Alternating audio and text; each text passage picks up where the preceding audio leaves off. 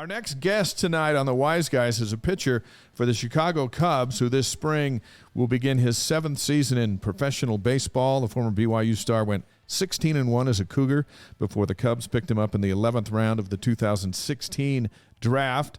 It's a pleasure to welcome to the Wise Guys the only BYU Cougar currently on a 40-man roster in Major League Baseball, the great Michael Rucker. Michael, good evening.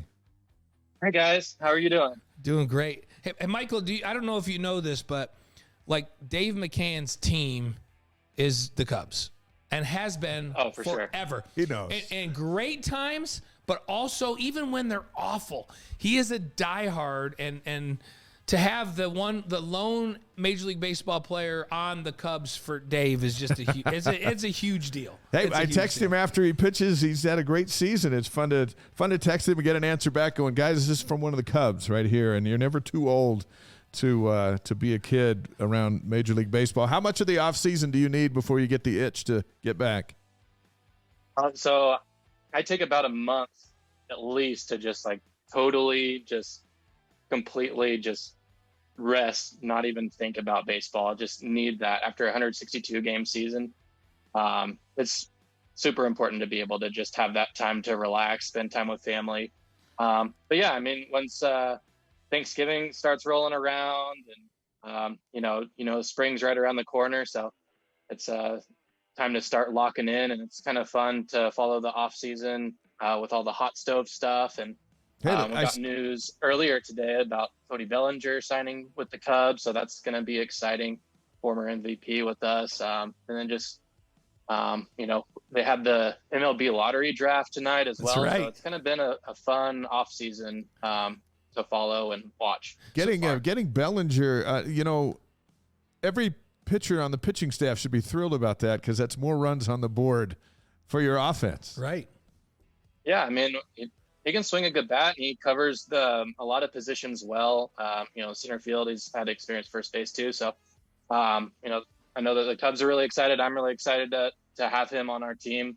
It's a great addition, I think. So you pitched in 41 games, 54.2 innings. You go 3-1 with an ERA of 3.95.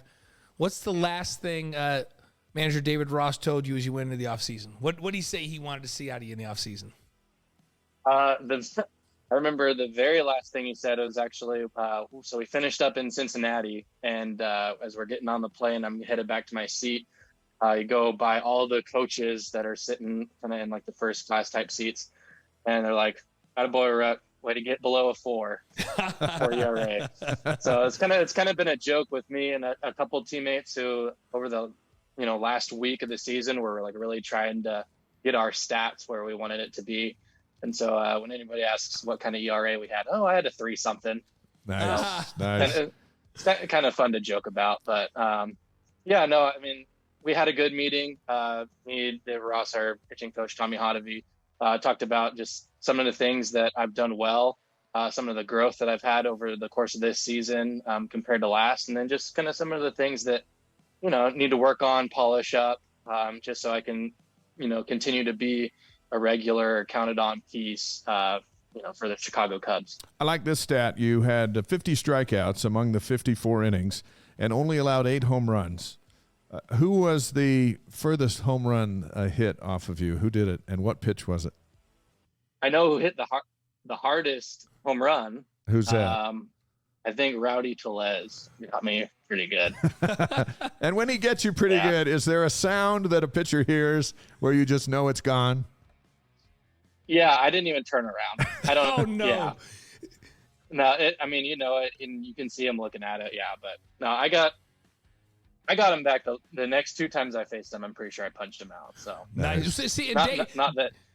That was actually, I think the Rowdy Tellez home run that I gave up was the inning that I had 4 strikeouts in 1 inning as well. Really? So that was a wild kind of inning, so to speak. But yeah. How do you get 4 strikeouts in an inning?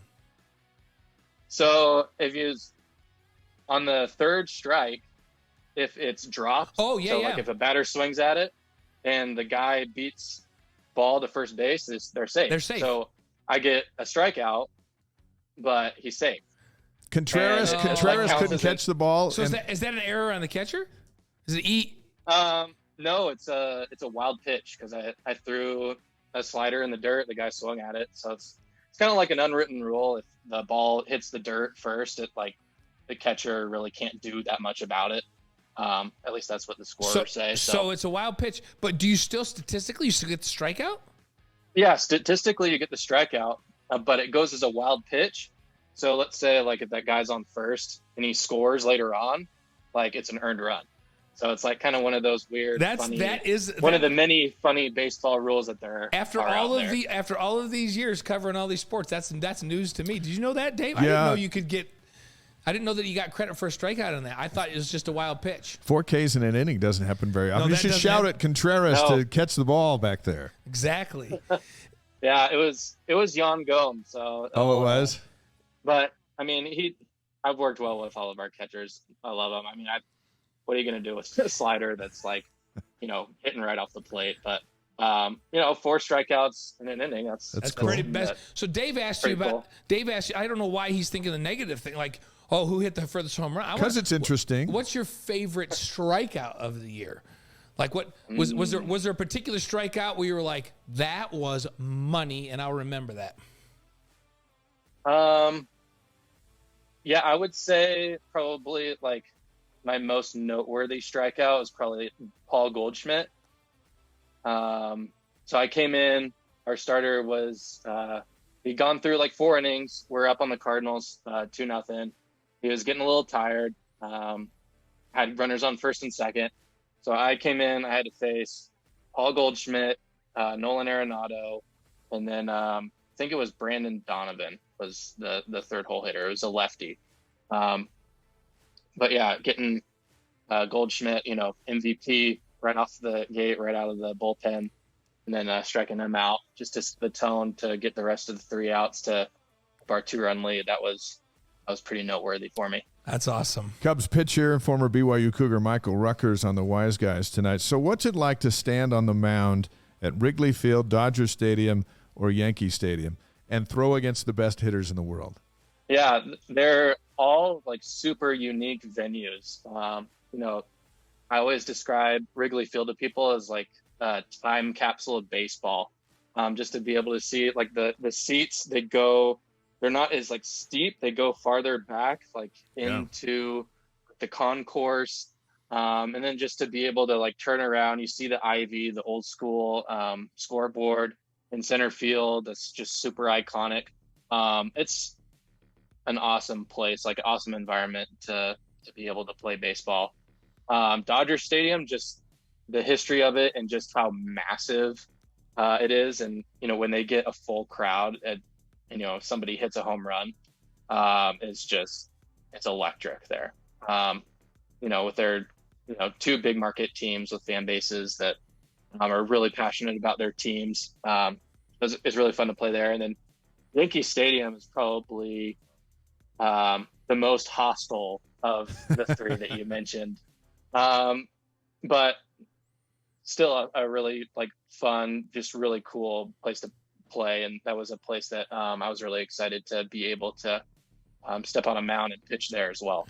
That's a cool experience. And a kind of a side note, aren't you glad you don't have to play in New York? Because not only are they hostile to the opponent, but they're hostile to their own people. They loved Zach Wilson a few weeks ago. Now they hate him. It's not good. I know. Yeah. It's a tough place to play, New York fans are kind of. I actually, for one of our trips, we kind of as a theme, we were wearing either like college or NFL jerseys.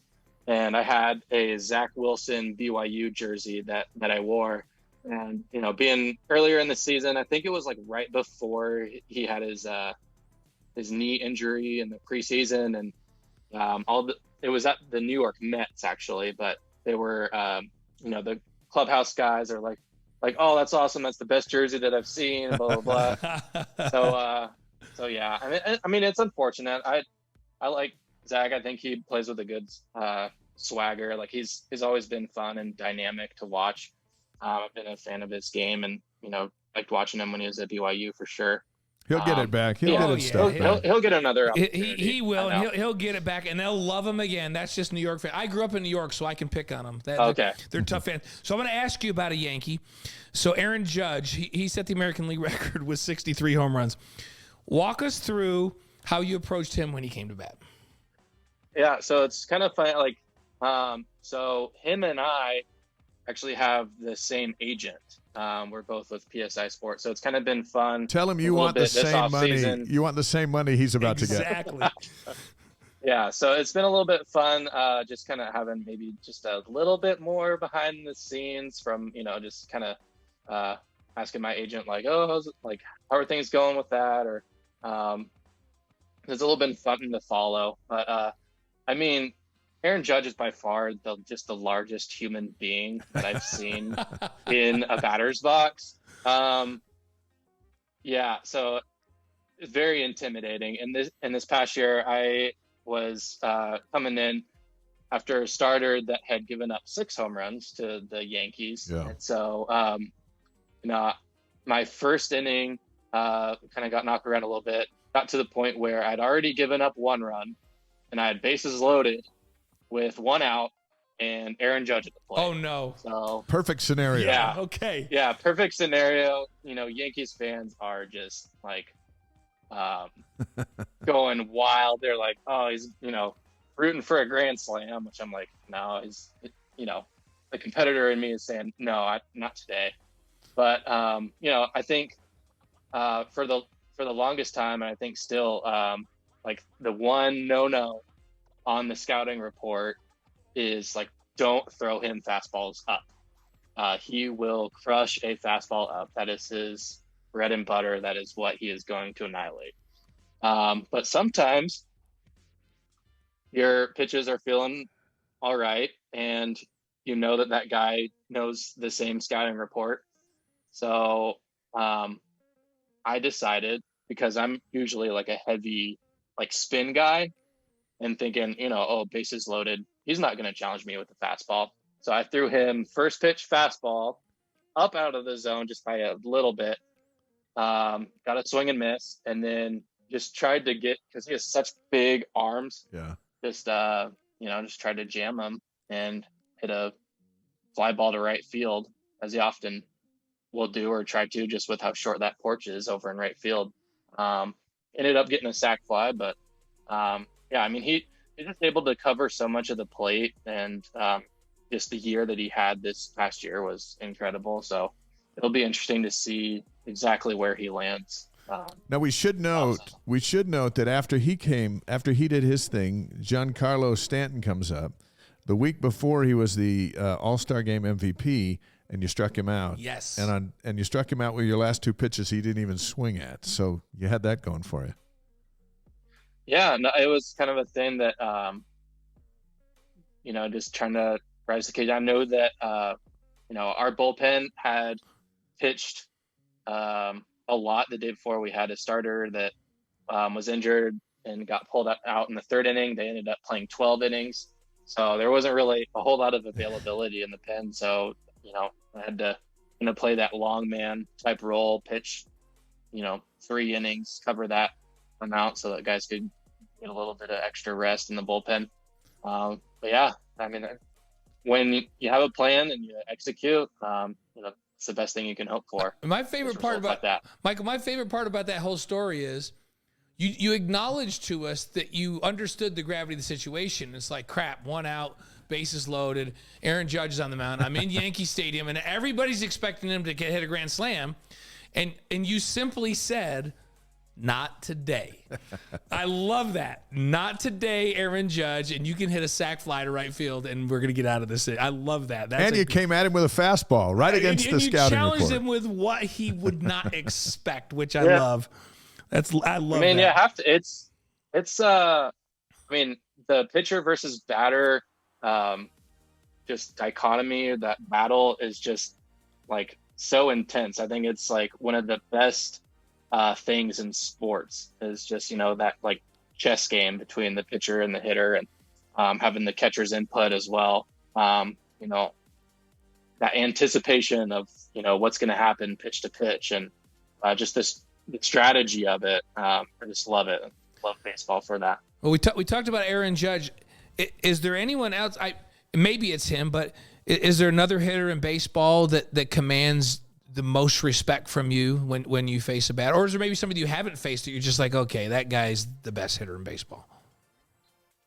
Yeah, I mean, I haven't really pitched a whole lot, against American League teams, but when there's one guy that I haven't faced that I'm just been really impressed with in the way that he's been able to just put bat on ball is Jose Ramirez. He's third baseman for the Cleveland Guardians, and switch hitting third baseman. They just signed him to an extension, but he's just to call a third baseman scrappy is a little bit weird, but just that's kind of like his demeanor or attitude in the box is, I'm not going to go down swinging, or I'm not going to go down without getting a piece of this ball. So just to watch him and how he, just his bat to ball skills are insane. You want him though, right? You want him. I mean, yeah, I'd love to have him on my team. He's locked up for next 3, 4, 5 years. What I mean is you want to face him in the playoffs, right? You want him. You'd like to challenge him, wouldn't you? Yeah, I mean I think that's what every pitcher wants, is to be able to have that chance to be given the ball in a high pressure, high leverage situation. Face the best guy on the other team and be able to get him out. There's no better feeling than that. Wrote an article in the Deseret News, which we'll post on our live stream, about the many times that you went back and forth from the Cubs to the AAA Iowa Cubs over the course of this last summer. It's not nearly as glamorous of a lifestyle as it appears on television, is it?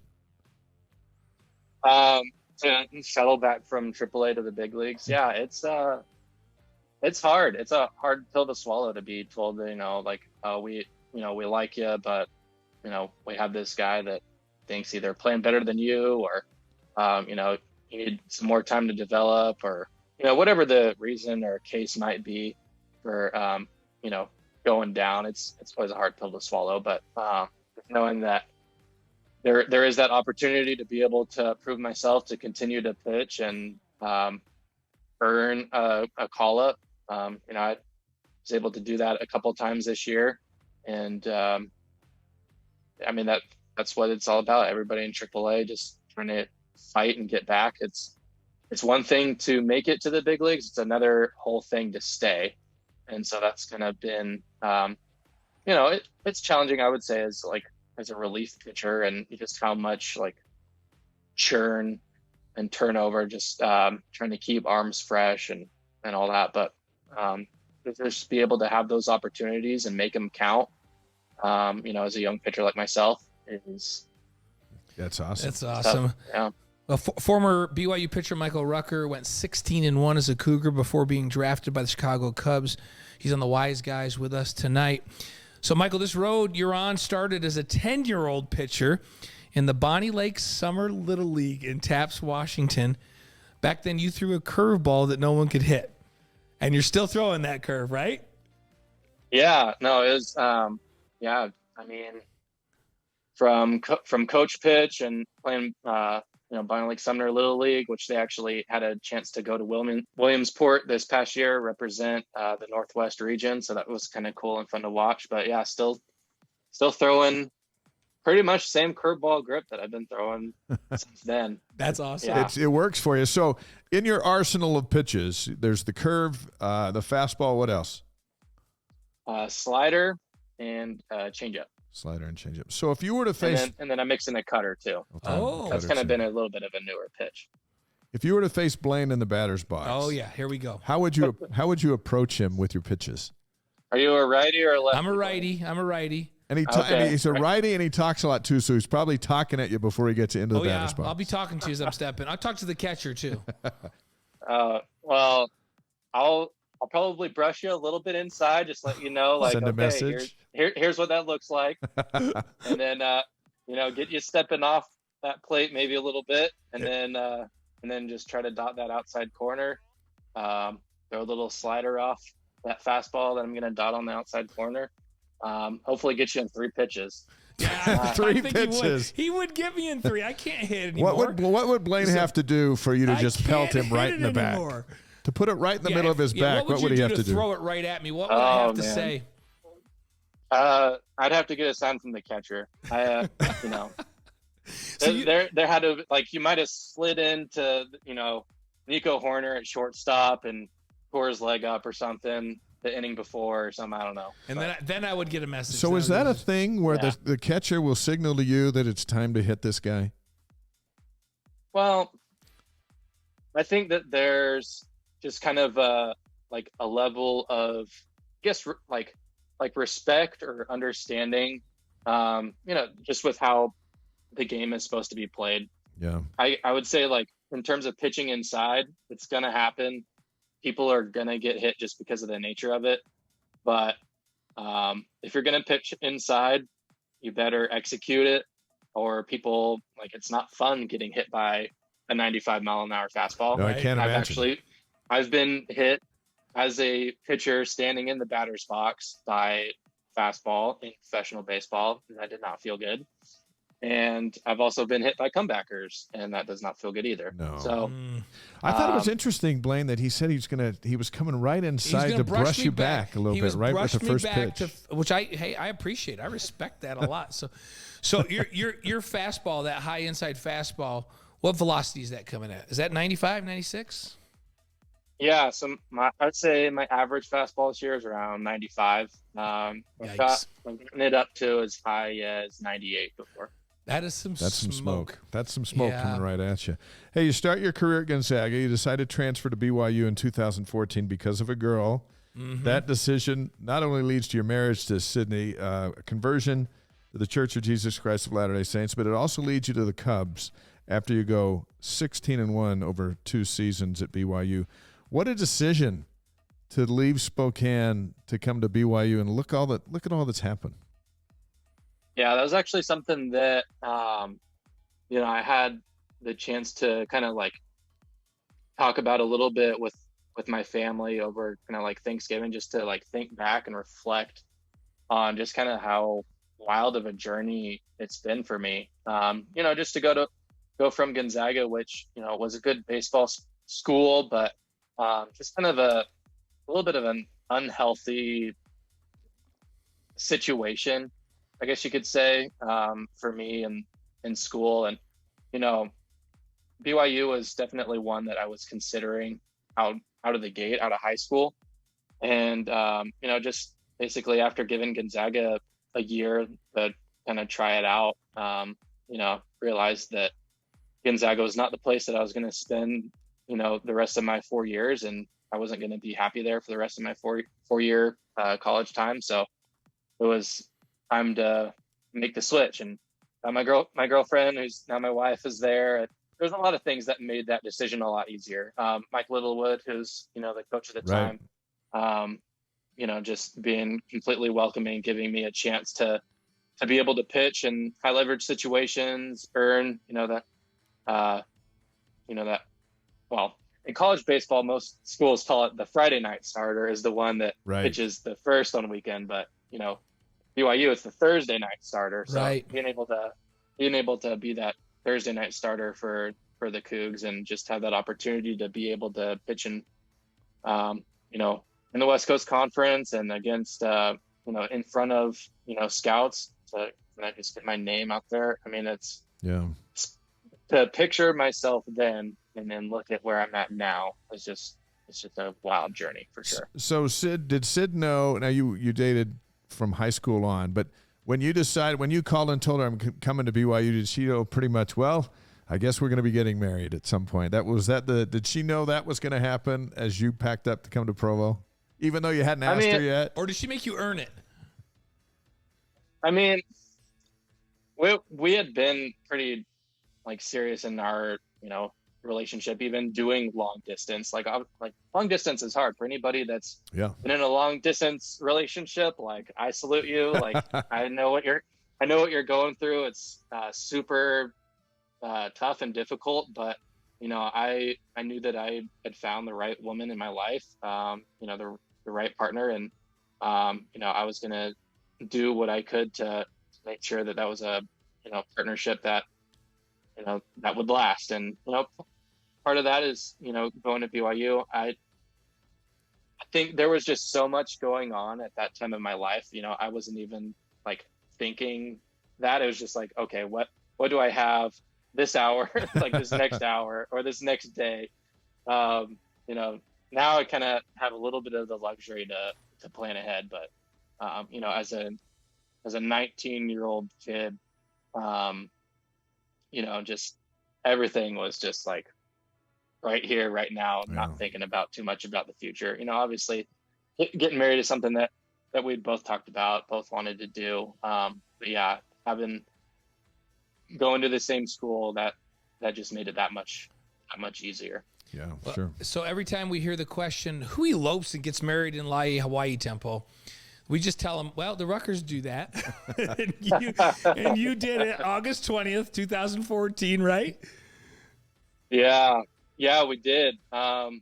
So at that point in time, from when you are baptized a new member of the church, which I had been a year and 2 days prior to when we decided to get married in Hawaii. We made that decision. Like, it was the perfect time for me. It was right after I had got done with summer baseball. So a lot of times, like after the college season is done, players will go and play like a summer collegiate baseball season. You may have heard of the Cape Cod League, or there's some other summer baseball leagues that are around. They usually play for a month or two, all across the country. But it was between that and then when school started. Yeah. So that was kind of like the perfect time that we had kind of spaced out for that. And, being a convert to the church and my parents not being members, they were not going to be able to, observe ordinance taking place in the temple. So a little bit out of fairness, a little bit out of simplicity, we decided to go to Hawaii, and we had honeymoon and wedding and all that in Hawaii. It was a place that, just like in terms of like destinations, like how beautiful to do all that stuff in Hawaii. Yeah, you bet. But yeah, I mean, her parents knew about it. My parents knew about it. It was just it was just me and my wife, and we were there in Hawaii, and we had in the sailing room just different temple workers that were there, that were witnesses. And I think at the time they kind of like maybe felt bad, or they didn't. I don't think they like quite understood the circumstances of why we were doing what we're doing. It's it's certainly unique, but they actually had like thrown like a little reception for us, like after we were sealed, and we're like, oh, like we actually like have to take pictures, like we paid for this photographer, like we stayed, and like we're gonna go eat at Seven, guys. So it was, we were really poor at the time, but we had this like little hut thing on the beach that we rented for super cheap, and really the only thing that we had paid for was a photographer, just to be able to capture what we had done. But the nice people of Hawaii that set up a little. Poor is just a state of mind. You guys were wealthy and in love because you had all kinds of stuff. We got a picture up of you and Sydney that folks can see. Now, Sydney told me a story, and I included it in that article, which was interesting. So you go and you get elope and get married there, and just kind of the people around you there, complete strangers, rally around you. Then when you make your major league debut at Nationals Park, it all happened so fast that you didn't have time for any family to come watch you make your first major league appearance.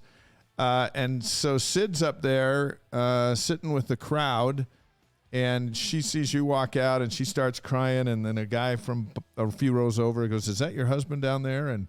And she said yes. And then all of a sudden the section starts cheering for you, even though they're wearing their national shirts, because you're pitching for the Cubs. I mean, how ironic that strangers were there to support you as you were married, and then a group of strangers are there to support Sydney as she's watching you make your Major League Baseball debut. Yeah,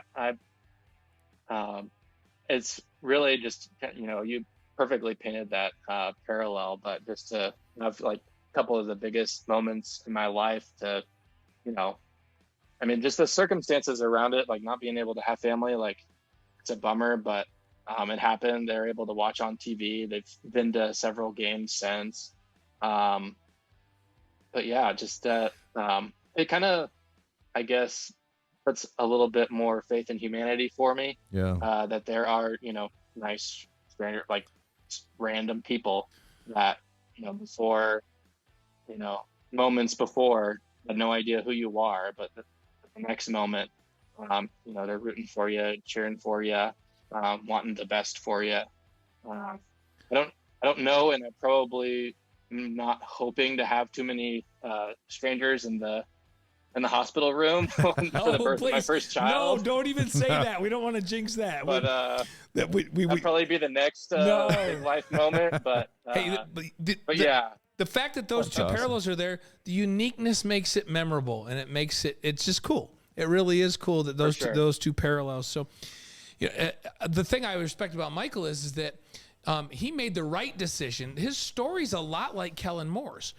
And Kellen's from Prosser, Washington, and he dated an LDS girl his whole life, Julie Wilson. She came down to BYU, tried to convince him to come. Oh no, he went to Boise State and was a 3-time All-American and went to the NFL. But he finally decided to get baptized and do the right thing. But Michael made the decision quicker to get to BYU. Yeah. So we respect Michael more than Kellen. And it's been fun. I've had a chance to call your games on BYU TV, and just a fantastic pitcher, better human being, and I'm just so glad you're not on the White Sox. None of this interview has to say, and good luck with the White Sox. We don't even have to go there, which is awesome. All right, Blaine's got 5 quick questions for you. You just answer these. Just the first thing that comes to your mind, so everybody gets to know you a little bit better. What's your favorite sports movie? So I'm not a big movie guy personally, but I think Longest Yard is hilarious. Oh, The Longest Yard. That's the first one that's done that. Actually, my son Gavin would probably say, "Yep, Longest Yard." It's hilarious. Okay, favorite singer or band? So I've been on my workout playlist. I have a lot of Jack Harlow. Oh, all right. I don't think anybody said Jack Harlow. I like Jack Harlow. I don't know who it is, but I'm sure he's great. I'll let you listen to some later. I got some on my plate. Okay, favorite breakfast cereal? I'm going to go with Cocoa Puffs.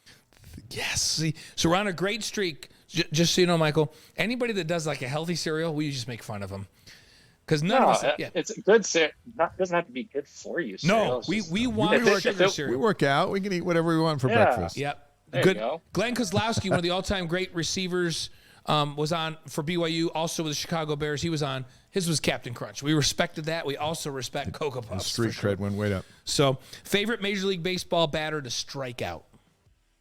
I'm going to answer this maybe a little bit differently than maybe what you're expecting. We were expecting to shout out Bryce Harper, but we're not. I think that if I had, which I obviously wouldn't have the chance, but I think striking out Babe Ruth would be so cool. Okay. So that's of all time, that would be your favorite person. And Michael, that's safe. That's a safe answer, too, because you're not going to face Babe Ruth in this upcoming season. So you might face somebody else. They thought you might go Bryce Harper. I thought you might just shout Bryce Harper and would have would have 2 great Latter-day Saints duking it out. The Cubs haven't let me face him, so I don't know. And he's out with they don't want that that clash of Mormonism. No, they don't want that. That would be too much. I don't know. It could cause all kinds of problems. We had that last week or a week and a half ago. BYU played Stanford, and Jaron Hall and Tanner McKee, 2 returned missionaries, duking it out on national TV at that level of football for the very first time at quarterback. That was kind of cool. And both NFL prospects. Yeah. So, but when you and Harper go head-to-head, my money's on you, by the way. And then he had Tommy John surgery, so he's going to miss a whole lot of the season coming up. But I think he's supposed to be back, in July, maybe August? With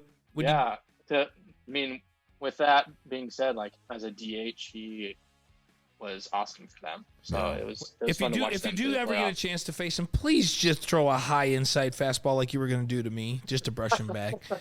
And that'll be the signal to me that you want to face him, and You you're might taking take back. that to the short porch if So, you get something inside. Okay, and last question, your favorite BYU memory.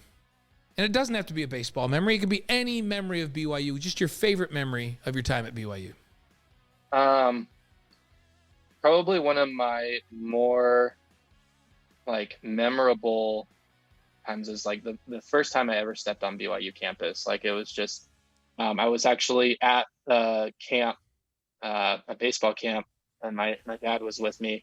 It was a Sunday. We were just like going from our hotel, like the camp was like the next day over the course of summer. And just to be able to go on the campus and just experience it for the first time. It was just, could just tell then that it was a special place to be able to go up the steps. I wouldn't realize like how many times I'd have to go up the steps to get up to campus. But yeah, I just remember how special that was. And, I look back at my time at BYU and just think nothing but great memories. That's awesome. Just to be able to time to connect with, teammates, coaches, all the guys and ladies that I had, shared classes with. And it was just a place where, I really, grew into the man that I am today. So super grateful for my experiences at BYU. The Cubs open the 2023 season Thursday, March 30th against Milwaukee at Wrigley Field.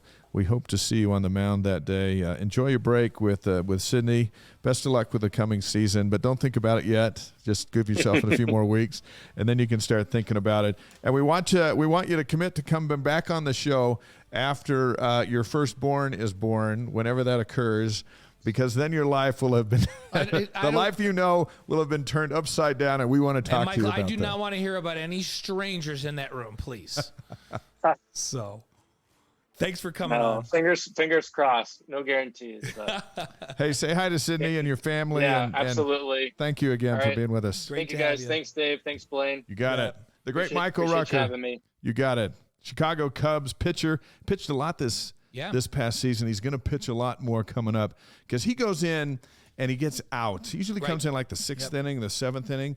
He gets out and doesn't give up very many runs. Under 4, 3-ish, as I think was the quote. You think about it, appeared in 41 games for the Cubs this last year. So he's getting a lot of work and establishing himself. I can't wait to see him face Bryce. I can't wait for that. And another good season or two, and then he's up for some serious money. Right, and, right. Which we're hoping for him, for Sydney. Absolutely.